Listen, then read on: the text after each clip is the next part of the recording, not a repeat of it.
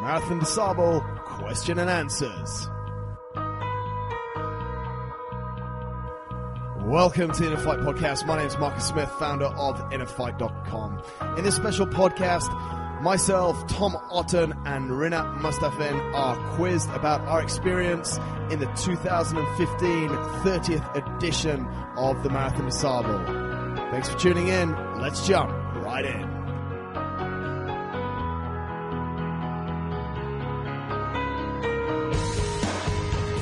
250 kilometers through the Sahara Desert. And today we're very honored to have three gentlemen that have completed this task. And firstly, I'd like to call to the stage Rinat Mustafin. He's a man from Tashkent in the USSR. In 2012, he decided that he'll start taking part in sport. 2012, only 3 years ago. In these 3 years, he's accomplished and qualified for the Ironman 70.3, which will be happening in Austria later this year. He's run the Marathon Des Sables, and also more importantly, he's still raising 4 sons. So please put your hands together and welcome Rinat to the stage.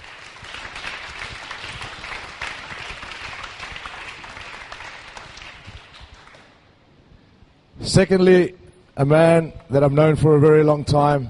I like to call him a very good friend of mine. He's the founder and MD of InnerFight. He's a former UAE international rugby player.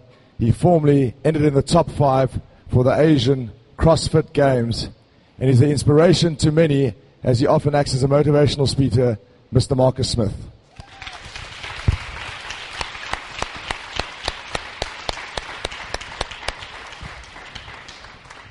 And our third person on the panel, he's the founder and MD of Create Media Group. He's become quite the socialite around Dubai. I often feel he's a brand of his own. He's a former UAE Sevens player. He's a former Barasti on tour socialite. Please welcome Mr. Tom Otton.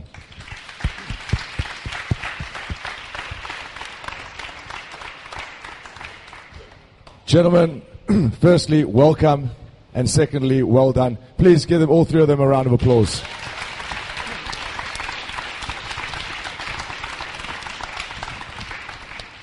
Rinat, let me start with you. Why the Marathon Des Sables? When there's so many other ultra marathons to do in this world, ultra extreme events, why did you choose this one? So I heard about Marathon Des Sables from a few friends of mine. And I heard that this is the toughest foot race on the earth. And I heard that people even die there. So I heard my friends told me that people die in the next tent. Is that motivation? But that wasn't motivation enough. And my friend told that there will be the strange man, this one. That there will be the 30th one, and there will be the longest stage in the history. That time he told me it will be about 100 kilometers. That's what I think caught me, and I said, oh, I want to be there. Tom, how difficult is it to make this decision and commitment to do this race, and when did you make the decision and commitment? For me, so I'm not sure if this is working. For me, it's been a bit of a journey. It started actually having a coffee with Marcus about 18 months ago.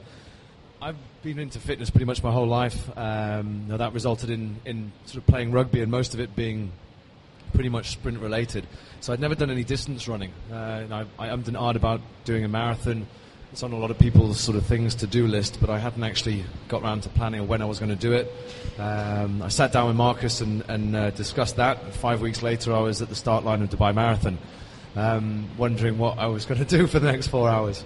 That then progressed. That went quite well. I enjoyed it, and it became a what's next situation. And that progressed pretty quickly over the following 18 months. We ended up flying to Brecon in mid-Wales and running through 90 kilometers over the Brecon Beacons. Again, that went. There was a few issues with that, with food poisoning and all the rest of it. But again, got to the end of it and thought that was another good experience. So, what's next? While we've been training for that event in Brecon, Marcus was telling me about this ridiculous race in the middle of the Sahara that only madmen do. So we looked at that, and I looked at it on the internet and thought, yeah, that looks like something to do. So we had a little chat about it, and that was it. We were signed up and ready to go. Marcus, I think it took me about 4 days to complete your complete write-up of the Marathon Des Sables. So I know I'm a very slow reader, so in future if you could just summarize it for people like myself, it would be a lot easier. But looking at the race, what was the toughest part and what was the easiest part? That's a good question. You could have told me you were going to ask me that. I guess the easiest part was the running, because we're all designed to run, and it's as easy as putting one foot in front of the other.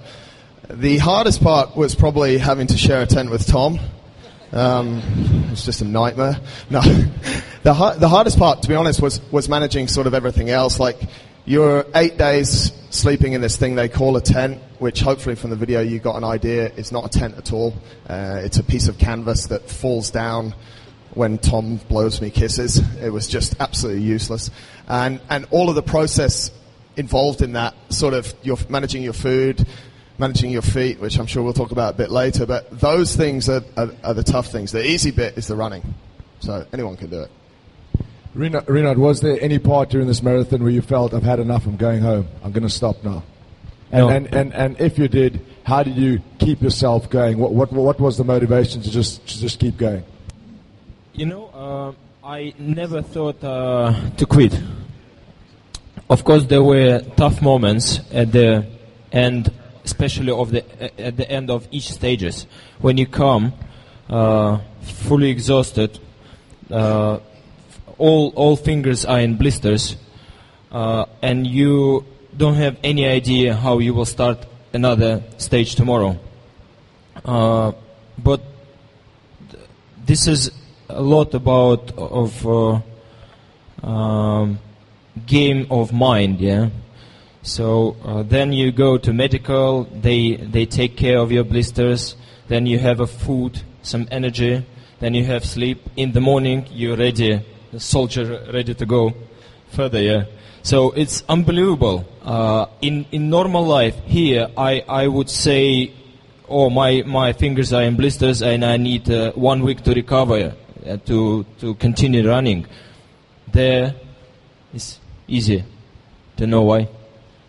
Marcus, you say that the real race starts on day 3, 90 kilometers of continuous running, climbing, walking through the desert.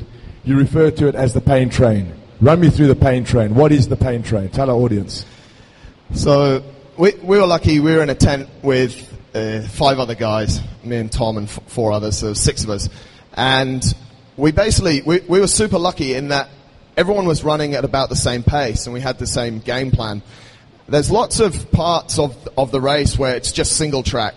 You can't run abreast. So we literally got into this line, and the 6 of us as a tent, and we're just running and running and running. And I was like, this is just like a train.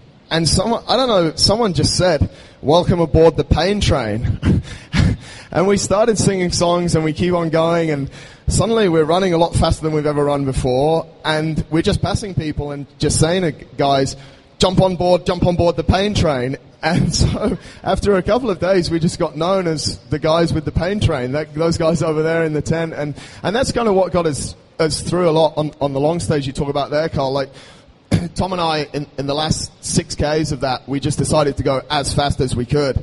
And anyone that's read my story will have read about it. But I'll tell you, we recited every single scene that we knew from the movie Top Gun.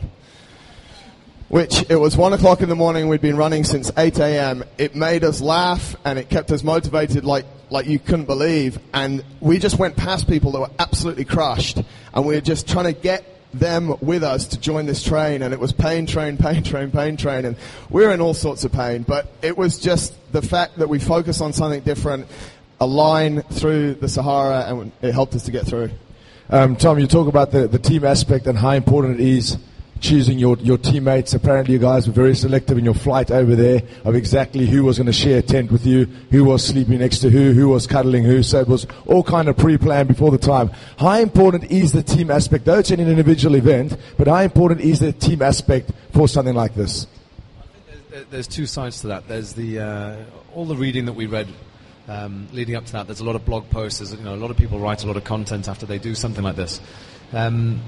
A lot of that said, the vibe in your tent and the people you're spending a lot of time with will make or break your race. If someone's constantly whinging in your ear, you might, on the 30k stages, you're finishing at about 3-4 in the afternoon. You're not running again until 8 in the morning. That's a lot of time that you're spending with somebody. So if there's somebody that's kind of in your ear and is just constantly complaining, that can get inside your head after a while, after a few days of that. So we were very lucky with that. With the guys that were in the tent with us were just very matter of fact, especially the guys from UK. There was just there was no bullshit with them. It was just straight. This is what we've got to do. This is what we've just been through. Let's just get through it. So there was the tent team, as we call it. But then outside of that, myself and Marcus were a team. We trained together. We prepared together. So I see the two of us as more of the team than the guys that were actually in our tent. So we were running together. We both went up and we both went down. There was times where Marcus was pulling me along, and there's times vice versa. When you, especially doing a 92-kilometer stage, and you're running from 8 in the morning until 1:30 the following morning, you go up and down. It's ebbs and flows. One guy's up, one guy's down. So that side of it is essential, because you need somebody there to give you a kick up the arse when you need it, and vice versa. So that was it was very important. It was instrumental in our success, and we finished strong because of that. Now, ladies and gentlemen, those of you who know Tom Otton, you can normally follow his life minute by minute, either on Instagram, Facebook, or any of these social media sites. And to be honest with you, when I hadn't seen or heard from him for about 5 days, I honestly saw there was something wrong, and I called Ben and I said, "Is Tom still with us? Do I need to find out something, some bad news?" And he said, "No, he's basically in the marathon." And I took it that you were totally disconnected from social media, emails. I think you guys could receive 1 email a day. Your phones weren't connected. As the social media expert within Dubai, how did you manage this for 8 days, being totally disconnected from the outside world? I should answer this for you. You're not answering for me. So to be honest, it's something that I thought about a lot beforehand. Not necessarily. I'm sure you did. Not being connected, but everybody's life. This city's crazy busy. Everybody's got a very busy lifestyle, and social media and everything else that goes with that. It was incredibly refreshing to be out in the middle of the desert, 10 hours from civilization, in the middle of nowhere, with nothing to think about apart from strapping your feet and running. There was just one single focus for 7 days. The way that I can relate it is everyone in this room is a competitor in one way or the other. You compete in whatever your chosen field is. Those few hours before your event or before your race, there's nothing else you think about, right? You've forgotten about work, you've forgotten about everything else, you've done your training. You've got 2 hours until you're stood at that start line in whatever field you're in. And there literally is nothing apart from your tactics, how well you're going to perform, when you're going to push hard, when you're going to pull back, the variables that are going to happen in the race, how you're going to deal with them. If you take those 2 hours, that was extended across 7 or 8 days for us. So there was literally nothing else to really think about. And that was incredibly refreshing, to remove yourself from the day-to-day chaos of life and to be in that position. I had preset something up. Here we go. I did want to stay connected in a way. There was a lot of people that wanted to follow us, so I did want to engage with that. So we were allowed to send 1 email a day without any attachments, and it was only allowed to be 1,000 characters. So there was a tent there, had about 20 laptops in, and you had to wait in a queue. So one of the things I did, I got in after the race, lie on my back, drinking recovery drink, legs up, draining all the crap out of the legs, and I just write a summary of the day on my phone. I'd then go to the email tent, I'd put that into an email and I'd send it off to the office. The office would then post that on social media channels, on the company's social media channels, and majority of my friends and other people knew to follow the company. So that was a way, to be honest, even that's how my family found out what was going on and that we were still alive. So there was a connection there, but it wasn't a backwards and forwards. I didn't switch my phone on at any point. It was just, there you go, that's what we've done, and it's back into the tent life. So it was good. Do you want the real story? I'm not sure how much time we've got. Ladies and gentlemen, I'd now like to open up the floor to... I need to tell the real story. Okay. You're the boss. This guy queued 2 hours every day in the sun after we'd run for 5 and 6 hours to send that email. I laid down and relaxed. Ladies and gentlemen, a round of applause for Tom Otton. That's absolute commitment. I'd now like to open the floor to any questions for these three gentlemen. Just please raise your hand and I'll bring you the mic and we can just pass it down. Thank you.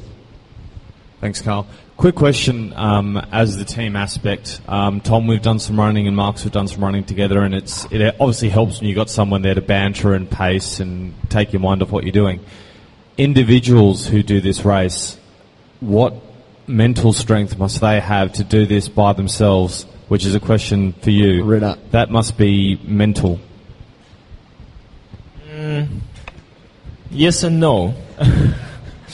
So from one side, I actually put the hats off to these guys because it's not easy to be together, and I can understand that mentally and physically because the pace has to be absolutely equal, yeah. And if anyone slowers, so it may affect the legs to not a good extent, yeah. And from another side, of course, running alone is boring, but I had a lot of time with me to think about different things. And different things, actually, I didn't force to think about something, just thoughts coming to my mind from I don't know, from space, and I was just, yeah, I'm crazy. Yeah, mentally it wasn't hard. It wasn't hard. It was hard only on the long stage mentally because my longest run before this, that stage was 42 kilometers marathon, and I didn't understand how I will run 92 kilometers in the desert in the hot weather. Just talk us through your training before it, guys, particularly with respect to running, and would you change anything? Did you do too much desert running or not enough desert running, for example? So that's probably one of the biggest questions we get asked, like how do you prepare for a race like this? And there is a lot of running to it. We spend a lot of time in the desert. 2 months before the race, I actually ran Wadi B and totally trashed my Achilles. So 2 months before the race, I didn't run once. I ran 5K. I didn't do anything on my legs. I just worked on my biceps. That was appreciated at different stages of the race. But the thing, I think the most important thing is to get all your other stuff in order. Like I said at the start, you can run easily. The running is not a problem. You have to train your body to run. You have to go out and run like 20K, sleep in the desert, deal with just sand everywhere. And that's probably one of the biggest things. Like your body just, if I say to you now we're going to go and run 2 or 3K, everyone's fresh, had a shower, feel good. But you're going to go and run 92K after you've run 36, 31, 36 the 3 days previously. So it's not only about the running, it's about being able to run in that environment continuously. And I think a lot of people, when they train for things like this, a lot of the time they go out and they do runs and, oh, I felt good today or I felt bad today. Like, go out and stay in the environment for 2 or 3 days. Like, we sat out at Al Qudra. We saw 2 people across 3 days. Well, 3 people. 2 of them actually sat in this room. By complete coincidence, Jack and Mignon drove through the desert as we were out in Al Qudra. They were the only car we saw in 2 days. But it's that emptiness and that time just to think about nothing that, to me, was the real training for it. Just to lead on from that, I think everybody, when they get to the MDS, is everyone can run. Everyone's fit. Nobody just rocks up at the Marathon Des Sables for obvious reasons. The difference that plays out over the course of that week isn't necessarily who's the fittest, but it's who's got their head in the right space. So leading on from the, as Marcus said, sitting in the desert and dealing with emptiness and that side of it, it's also just sitting on your own and getting your head in the right space. So you know that you're going to be. There's certain givens on a race like this. You know you're going to be in a bad place. You know you're going to be in possibly one of the worst places you've been before in terms of physical state, mental state, feeling tired and not wanting to sort of carry on. So one of the key areas for me was literally sitting alone and saying, okay, well, when I go into these inevitable situations, how am I going to deal with that? So how am I going to deal with the fact that, I might have a hole in my foot and I've got to strap it up and you've got to go run a marathon? How are you mentally going to deal with that? Are you going to complain about it to somebody that can't do anything about it? Are you going to whinge? Or are you just going to put certain rules in place? And that can be in terms of behavior, how you want to feel yourself, how you're going to behave with other people, how you're going to help other people that might be in a situation that's a little bit more difficult than yours. So a lot of it's the mental preparation, and that's a decision-making process before you even get there. So you decide that, okay, when I'm in that situation, this is how I'm going to behave. And if you can stick with that, then the physical side of it, certainly not easy, but it's easier. A lot of it's in your head.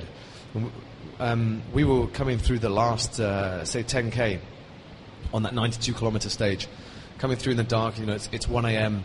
and that was nothing to do with fitness. That was completely to do with where your head's at. I mean, we're coming past people that were, going back to a question earlier about doing this on your own. We were going past some people. I remember one Japanese guy that we went past, and I just looked at him, and I was just like, whoa. I said to Marcus, I was just like, that guy's stronger than we are. I mean, how is he doing that on his own? He was kind of just like flopping along, half carrying a 1.5 litre bottle of water from 10 kilometers checkpoint ago. He was just in the worst space I'd ever seen a human being, and you just think, that's got nothing to do with how fit the guy is and what training he's done. It's just like he's decided upstairs that he's not stopping until this race is over. So it just comes down to that. And the training has to be, of course, with a backpack on, also. And I know one guy here who had the hardest, heaviest backpack and MDS. Yeah. Marcus Smith. I got a medal for it. That's a true story, actually. In the award ceremony afterwards, he actually got a medal for the heaviest backpack in the MDS at 14 kilos. Plus water. Hi. I have too many questions. First, I want to know at what point did you regret the decision to run, and what what kept you going after that point? I mean, was there any point where you thought, oh my God, what have I done? Why am I doing this? And then what kept you going? And the second question is, did you speak to somebody who ran the race before? And what do you think was the one thing that you weren't really prepared for and you would do differently, or you would advise someone who's running the race to do? Yeah, we spoke to a lot of people that had run the race before. 2 of them were in the room. Now one of them left because he obviously didn't enjoy it. And they were invaluable. They're actually, I have to thank them because they were my motivation, part of my motivation for doing it. So there's a lot of information out there about these races, which helps you a lot. Giving up, regret it, I don't understand that part. I'm not trying to be funny. You set out to do something. We set out to run 250 kilometers through the Sahara Desert. I didn't set my goal to run 250 kilometers. I set my goal to get to the hotel after the run, which, when you finish the run, was another 6.5 to 7 hour on a bus. For me, that was I looked at it, I was like, how am I going to cope with that? You've been 8 days in the desert. Everyone stinks. It's revolting. And we're on this bus for 6.5 hours. And that was hell. And it's literally here. So, I mean, yeah, it's not, I think when you set the goal, I don't know, I never really plan not to do it.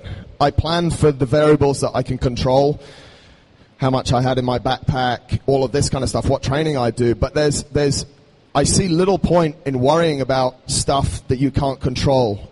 If I'd have heard more times on the first day how hot it is, I would have just punched someone in the face. All these people, oh, it's so hot. Mate, it's the Sahara.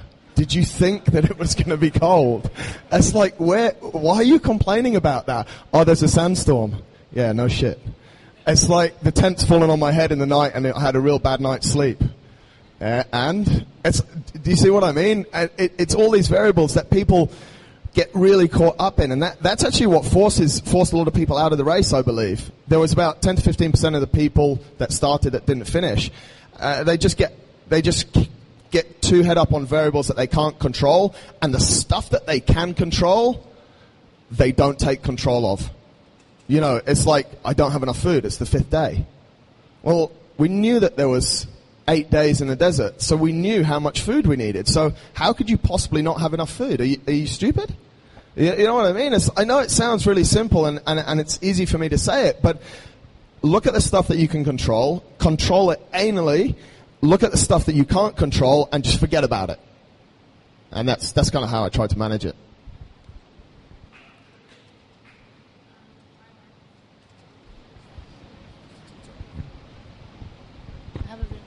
Yeah, so I just wanted to know how you prepared your feet, because you talk about blisters and waking up and medical taking care of that. So just how do you run through like a hole in your foot or a really serious blister? So that's question number one. And question number two, would you do it again? Yes, I would do it again. Not next year. As for blisters, so you just come there to medical, and they take care. They do everything. They have really well prepared and well educated personnel there, and so they know how to take care of the blisters. So to make them dry first. So they leave them dry, and then in the morning, so you need to cover them so to not feel the pain. And they have some red liquid. I don't know what this iodine. Yeah, and they put injection into the blister, and it hurts a lot. So there were people screaming there. It's like a war zone. Literally, it's like a war zone, especially after the long run. But I think one thing on that, like, it's very difficult to train to get blisters. Like, what am I going to do? Just walk over hot coals for an hour, burn the hell out of my feet, and then go running? So, and in all the training we did, like, I'm not going to train that same race. So these things are going to happen. And so after the long stage, they make you run a marathon, sort of the final day. And I'll be honest, I woke up that morning, my feet were trashed. I'd lost 4 nails on the second day anyway, so they were all gone. And I had some blisters. Not worse than anyone else's, some not better. And I couldn't walk on the rocks. It was like incredibly painful. But after 5 kilometers of running, you don't feel the pain anymore. Did it go away? Did my blisters get better? No. An hour after I finished that stage, I was in hell again. But it's kind of like you're there to do a job. You're there, and, you know, we sort of said we'll crawl through this thing, it doesn't matter. So the blisters is again something, it's inevitable. You're going to get blisters, it's damn hot, no matter how you prepare. Like, some people were walking around the camp like their shit didn't stink, and I don't have any blisters. You know, but it's like everyone, like 90% of the people got them. But it's how you react to it. And actually, when you start running and you keep running, other things happen. You see all these nice hills, and Tom tells me a story, and we keep going, so... The other point to that is, do you want to get back after the MDS and say, yeah, I didn't complete it because I got a blister? I met one guy at the bar at the hotel on the last day that did that. Literally, he said he pulled out on day 2 because he got really bad blisters, and we both looked at each other, looked at him, and we were just like, I'm not going to repeat what we said, but I think you get the idea. And in the medical, I've met a doctor the first day who had a necklace made of... feet nails, yeah. And that was something for me.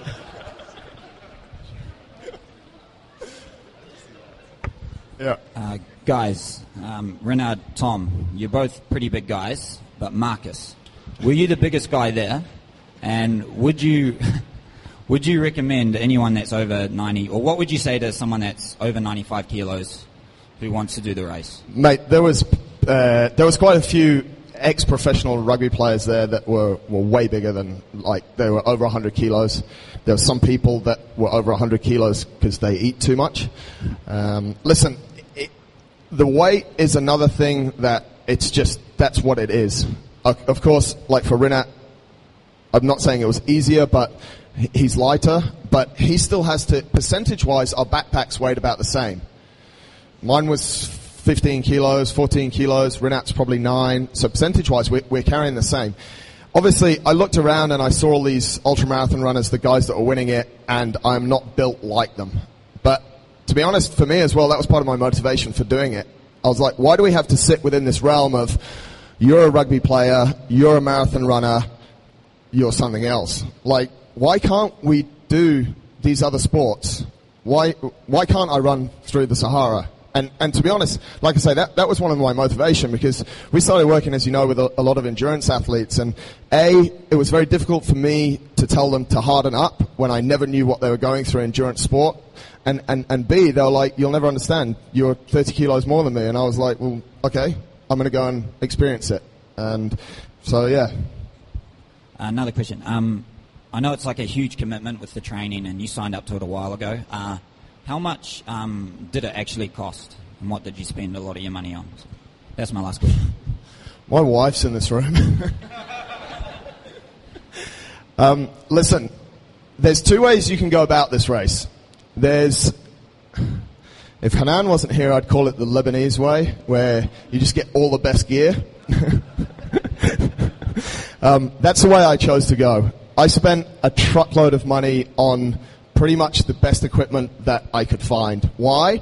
Because I didn't want to be in the middle of the desert and think, if I'd have spent $5 more on these pair of shoes, I wouldn't have this issue. Entry for the Marathon Des Sables is a ton of money. Anyone can see it. It's 3,500 pounds, 20-something thousand dirhams. I have no idea why people pay that much money to run through the desert carrying all their own stuff, where you could go on an all-inclusive holiday to somewhere really sick, and it would be awesome. Gentlemen, first of all, I just want to say congratulations. Well done. It will live with you forever. So many congratulations on doing that. Thank you. I'd like to ask you a question with sort of two parts in it. Either in terms of the event or the people itself who were taking part in the event, what surprised you the most and what disappointed you the most? To answer your first question with regards to what surprised me, I'd say the range of people that were doing it and were capable of doing it to quite a high standard.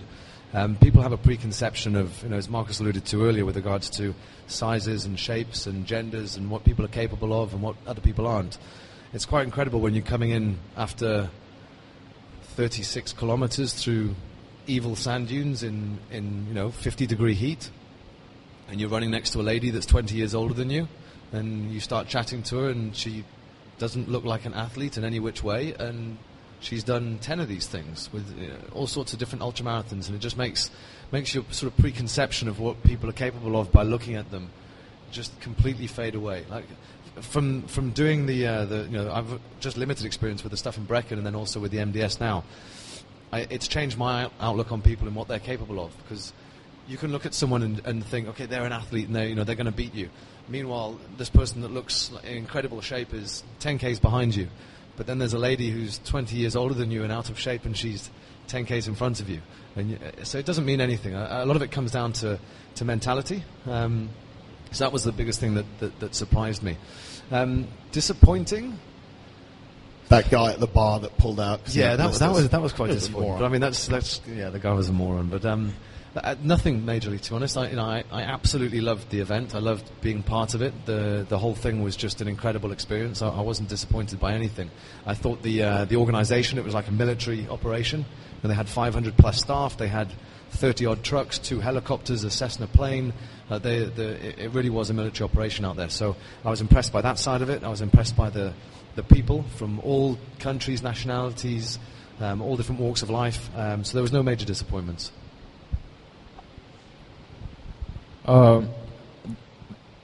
Disappointing. The most disappointing moment for me was that the airline didn't deliver our baggage. Your baggage.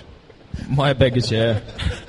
my friends, and I had probably 80% of stuff what I need for the race in that baggage, and that was very disappointing. So I didn't know what to do. So I was trying to find a solution, and actually I was inside of myself here trying to find solutions somewhere here, but the solution was out there, and our tent mate offered me one of the stuff. We needed to have about 10 or 15 compulsory items to carry with us, and I took the checklist and started to tick the boxes here, and I had 2 or 3 with me. I didn't have food foot was in back. And my tent mate offered me mirror. Said, do you need mirror? I said, yeah. So I ticked another box. And that's when I realized that one by one, things I can collect from friends, and organizers helped a lot. And that was a big surprise. So that was a big disappointment and a big surprise. It was actually the whole MDS, all participants and organizers live there as one family, and everyone helps each other.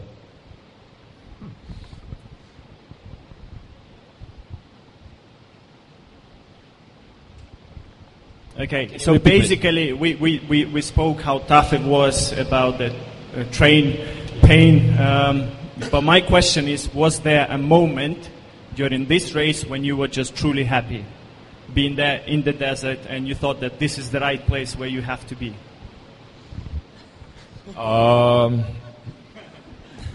Yeah, probably in the middle of log stage when I started to go to Nirvana.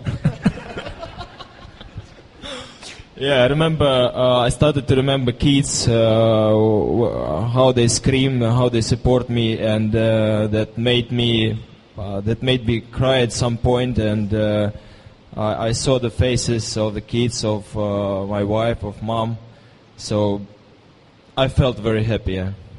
And I was running that time. I think one thing that's incredible, and I probably underestimated, is when you say the Sahara Desert, everyone naturally thinks of a load of sand. There was literally places that the route took us that was just, we didn't know if we were in a movie, we didn't know if we were on Mars. And those of you that know me will think this is really out of context, but it's like you just feel like nothing on Earth. You just feel really basic and really human. We're a bunch of people running through a desert that has it's just natural. There was salt flats where the earth was totally open that you see. I don't know, I see it in National Geographic. That's probably what Tom said the most. He's like, mate, this is like National Geographic. And I think sometimes we're, especially in Dubai, surrounded by just stuff that's not real. And I'm not a massive hippie or anything like that, but to be in that place just makes you feel really human. It's like, wow, this is Earth. Some days the rock was red. Some days it was really steep and we had to go over it. And then just for miles, and hopefully you saw a little bit in that video, you just 360, you can only see flat. And it's like, wow, I'm just in the middle of nowhere, but I'm alive. It's weird. Yeah, the views out there were absolutely mind-blowing. It was unlike anything you'd ever seen before. And even the photos we took, I mean, half the ones on there were just taken with an iPhone because it's kind of all we were running around with. But it was absolutely incredible. And some of the video will show some of it. There's actually a video that's just been released on the MDS website and Facebook page.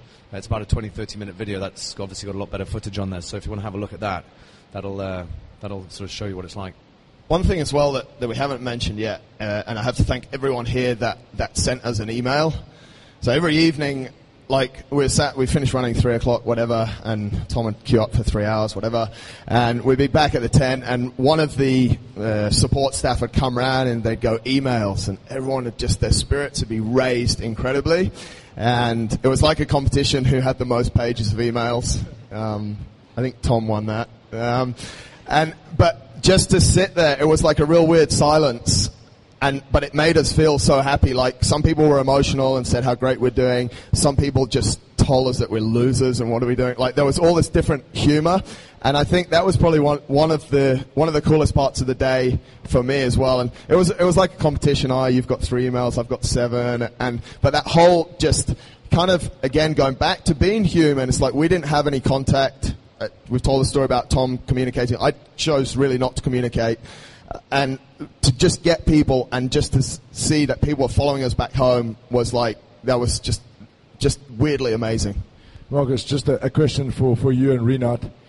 You talk a lot about support from family, partners, wives. girlfriends, etc. Tom, unless something's changed in the last 12 hours, I'm only dedicating this question for these two guys.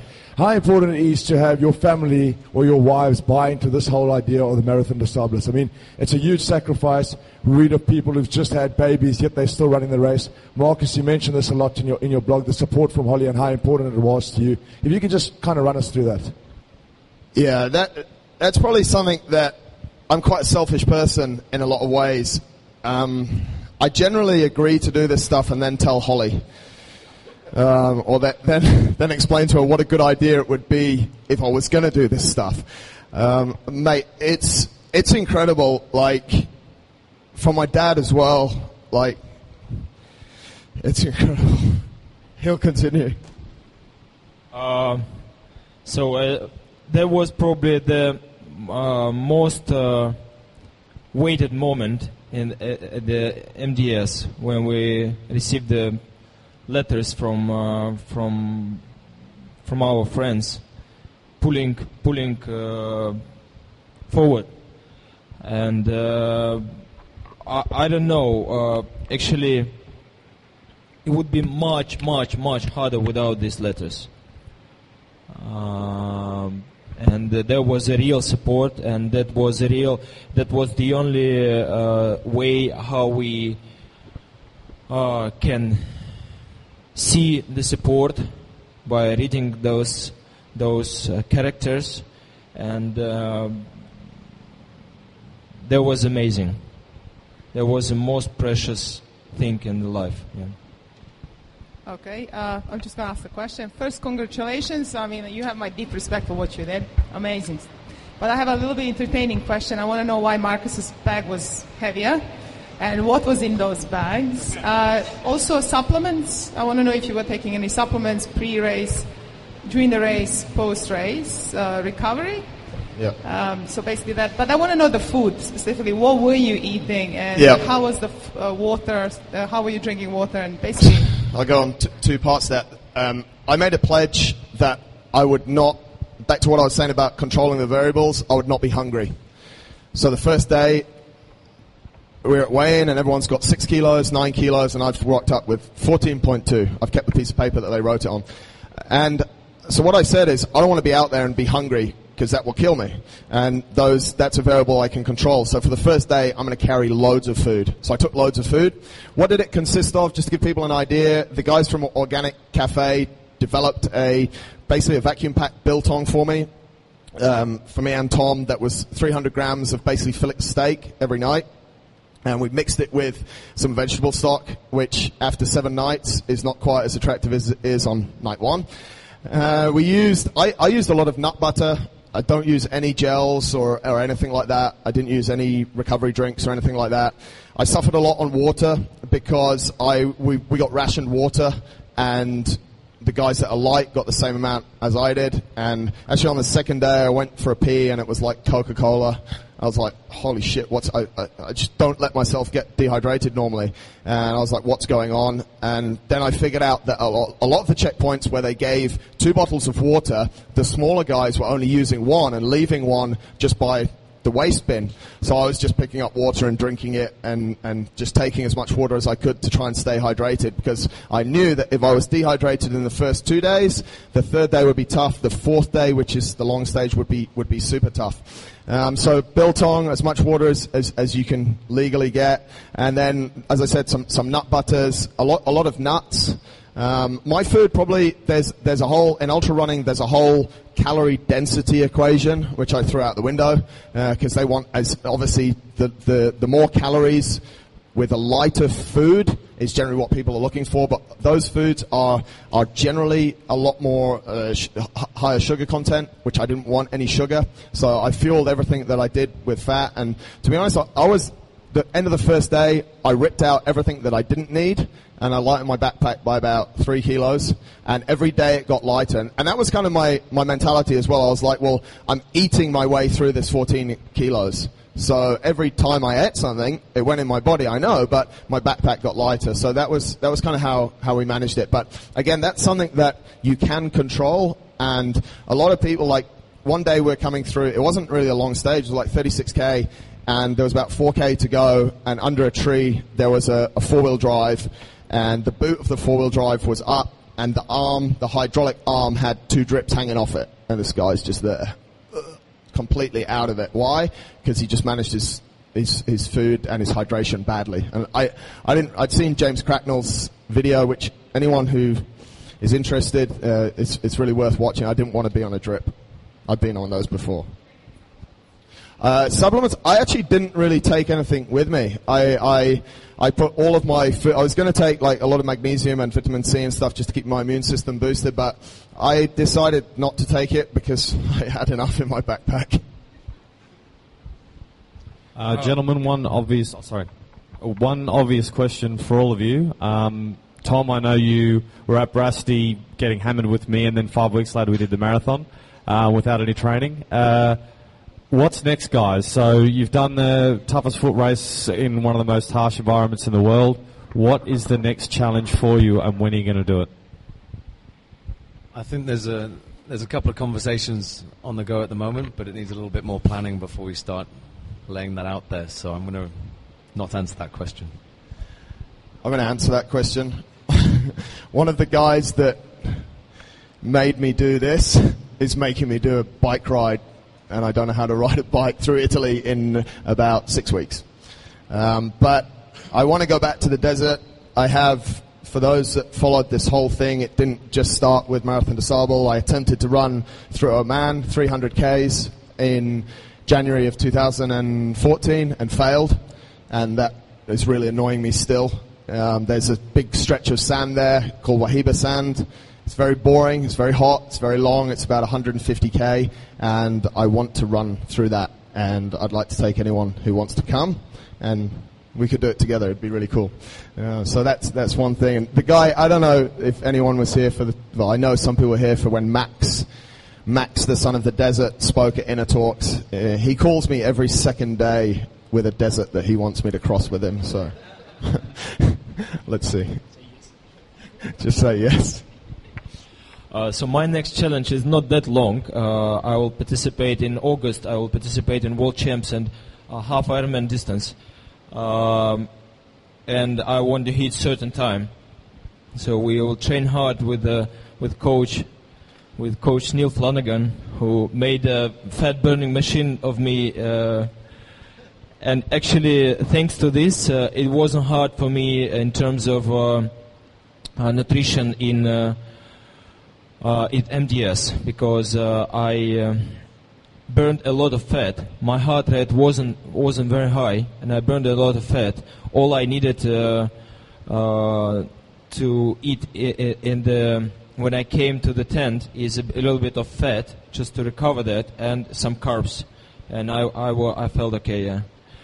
And in terms of ultra marathons, so I haven't thought yet. Maybe at some point, maybe a few years, I will go to MDS again. But I will need to have an ambitious goal for that, because my goal for this one was to be in the top 100, and I achieved that.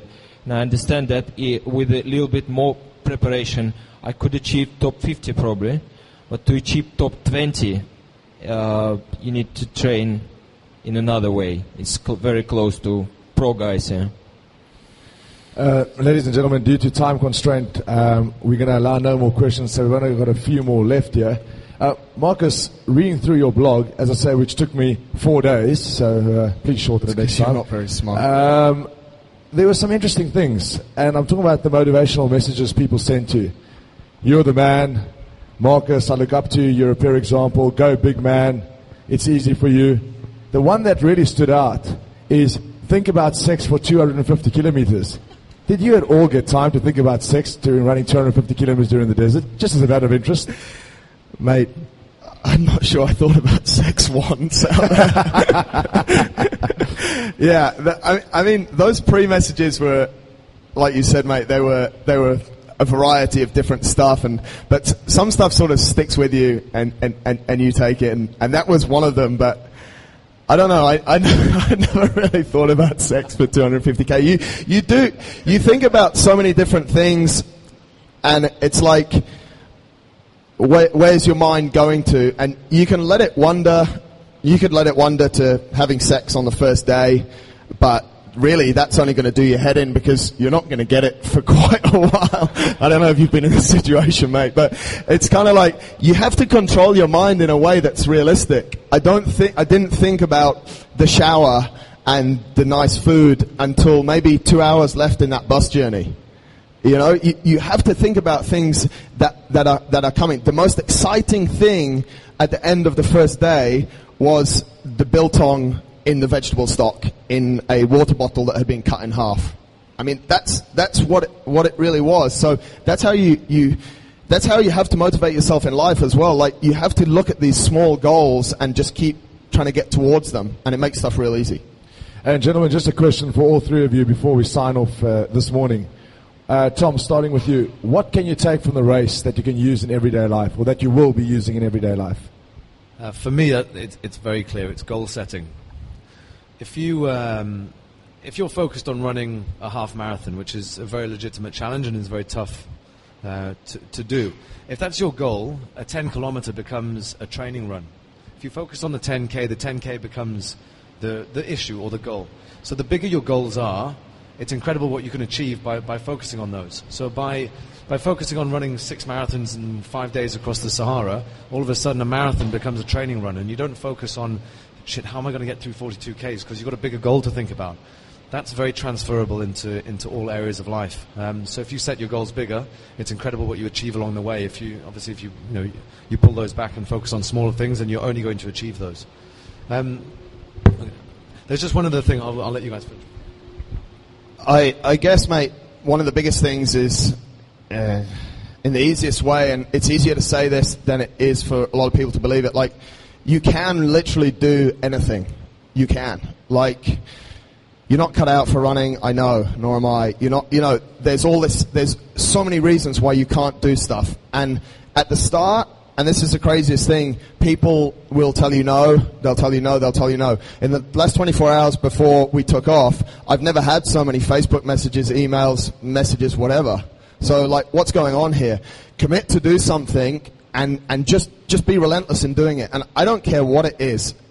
Marathon running across the Sahara is one thing. And a lot of people in this room have done it, and hopefully more people will do it. But just pick something and just be so relentless that you're going to get it, that everyone around you starts to believe you and really believe you, because that's when they start to support you. And you cannot do these things without that support. But you will get support from people. And I thank you all for being here this morning and supporting us in this way. It's just, in so many ways, we got amazing support. So just go and do cool stuff. Rinat? Yeah, so probably that I agree with guys that feeling that impossible is possible. I remember how we ran last stage, 42K. It would be, in this life, it would be big event for me to run marathon. But when I ran it after 92K stage, it was like 5 or 10K running. So I didn't notice that. And it's all here. It's all, we set our goals to ourselves, and we need to fulfill them. We need to realize them. Tom, something more to add? Yeah, there's just one thing following on the with regards to support. The support's been incredible. The question of why comes up quite a lot. There's a number of reasons why you do something like this. Obviously, a lot of it's got to be personal goals, because when you're in a dark place, that's what gets you through. But we were also doing this to support a charity. So we were running on behalf of the Larchfield Orphanage in Tanzania, which is a very small organization. They've bought a piece of land just outside the Mukuranga district outside Dar es Salaam in Tanzania. And the money that we raised through the various fundraising, and a lot of people here gave very generously, has allowed us to make a sizable contribution to building that orphanage, which is going to be open.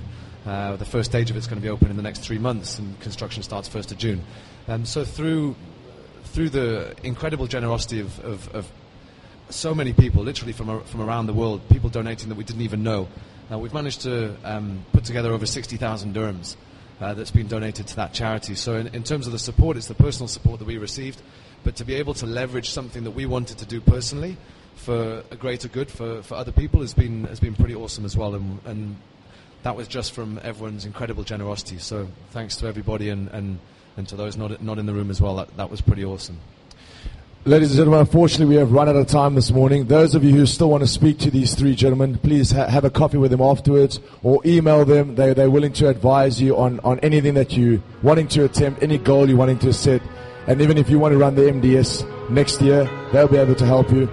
Thank you for coming this morning. And please, a big round of applause for Tom, Marcus and Rinat, who've completed the MDS. Thank you.